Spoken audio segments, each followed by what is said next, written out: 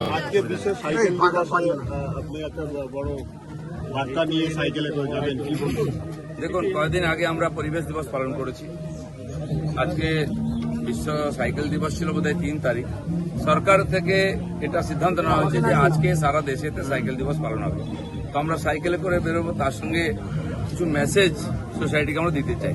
স্বচ্ছতা রথ বেরোচ্ছে, স্বচ্ছ জীবন পদ্ধতি, প্রকৃতিকে স্বচ্ছ রাখা, নিজে স্বচ্ছ রাখা, সুস্থতার জন্য, তার জন্য প্লাস্টিক বর্জন করা, বিনা কারণে পলিউশন না করা, নিজের জীবনে মিনিমাম যান্ত্রিকতা ব্যবহার করা, বিনা কারণে এসি না চালানো, বিনা কারণে গাড়ি না চালানো, যাতে পলিউশন কম হয়।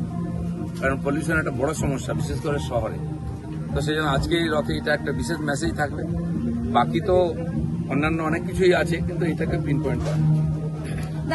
জলবায়ু সুরক্ষার একটা বিশেষ বার্তা আজকে সাইকেল ডেতে রাখছেন জলবায়ু সুরক্ষার ক্ষেত্রে। হ্যাঁ, কিন্তু আমরা পরিবেশ থেকে জলবায়ু এটা একসঙ্গে যুক্ত আছে।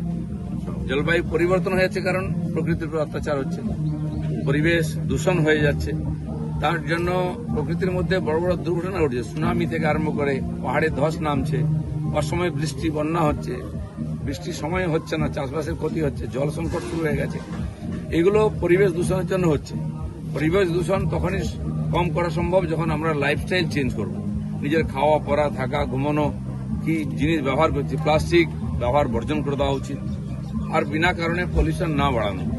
এগুলো আপনাদের আগেই পুকুর টুকুর কোথায়? সাহেববাগান ব্যারাকপুরে যে এসিআইআর যে জুট রিসার্চ সেন্টার, পাট জাতীয় 6টা ফসলের উপরে ওখানে রিসার্চ হয় সেখানে, এবং ধানের উপরে রিসার্চ হয়। নতুন ধানের বীজ তারা ওখানকার বিভিন্ন চাষিদের ডেকেছিলেন, 150-200 জনকে ধানের বীজ দেওয়া হয়েছে। সেই বিতরণ ছিল, চাষিদের সম্মেলন ছিল, কৃষক সম্মেলন, তার জন্য গেছিলাম।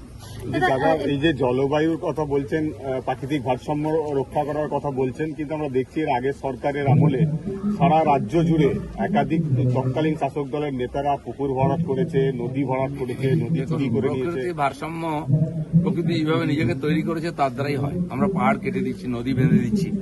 আমরা যেখানে দাঁড়িয়ে আছি এখানে নিউ টাউন, পাশেই চারদিকে ভেড়ি আছে। আমাদের সরকার ভেড়ি সংরক্ষণ করার এবং ওয়েটল্যান্ড বাঁচানোর সংকল্প নিয়েছে সংকল্পপত্রে। তাই আমি পরিবেশ দিবসের দিন ধাপার মধ্যে গিয়ে ভেড়ির মধ্যে সেখানে অনুষ্ঠান করেছি স্থানীয় লোকেদের, বাচ্চাদের নিয়ে। সেখানে এই কথাটাই আমরা বলেছি। তো ভেড়িকে বন্ধ করা হচ্ছে, পুকুরের, গ্রামের মধ্যে, শহরের মধ্যে সমস্ত পুকুর বন্ধ করে বাড়ি হয়ে যাচ্ছে। আজকে আননেসেসারি বন্যার যে জল, বিনা কারণে জল উঠে যাচ্ছে বাড়িতে, কারণ যে জলাজমি ছিল যেখানে জলটা জমা হতো বৃষ্টি হলে, সেগুলো বন্ধ হয়ে গেছে, বাড়িঘর হয়ে গেছে, ড্রেন বন্ধ হয়ে গেছে, ফলে জল আমাদের বাড়ির উপরে চলে আসছে। সেই জন্য এটা সতর্কতা করা, আইন দিক দিয়ে কড়াকড়ি করা, দুটোই করতে হবে। প্রথমত মানুষকে জাগ্রত করতে হবে যে এদের তোমারই ক্ষতি হচ্ছে, প্রকৃতি নষ্ট হয়ে যাচ্ছে। সেই জন্য এই ধরনের আয়োজনের দরকার আছে। গতকাল রাতে তোলাবাজির অভিযোগে গ্রেপ্তার হয়েছে বাপ্পাদিত্য দাশগুপ্ত, কাউন্সিলর, একে একে গ্রেপ্তার। সকালবেলা ভগবানের নাম নেই, ওইসব নাম বাদ দিন, যে যা করবে তার ফল ভুগতে হবে। দাদা, পরিবেশের পাশাপাশি কি সমাজ সংস্কারের কাজেও নামছে বিজেপি? সবই আছে। সমাজ সংস্কার, সমাজ না থাকলে কার উপরে রাজনীতি হবে? সমাজকে দূষণ করা, সমাজের মধ্যে অব্যবস্থা, ভয় নির্মাণ করাই রাজনীতিক দলগুলোর কাজ হয়ে গেছে। শাসন ক্ষমতা ধরে রাখা, এটা আজ নয়, সে রাবণ, কংস, দুর্যোধনের, শিশুপালের সময় থেকে চলে আসছে ভয় দেখিয়ে রাজত্ব করা। সে ভয়মুক্ত শাসন, এখানে ভয়মুক্ত শাসন হয়েছে। আর মাননীয় প্রধানমন্ত্রী বলে গেছিলেন ভয় আউট, ভরসা ইন। তো মানুষ করেছে, তাই ভয়মুক্ত শাসন হয়েছে, মানুষ নির্ভয় জীবনযাপন করবে। তৃণমূলের পরিষদীয় দিল্লিতে চলে গেলেন, এভাবে কি সাংসদদের রোধ করা যাবে?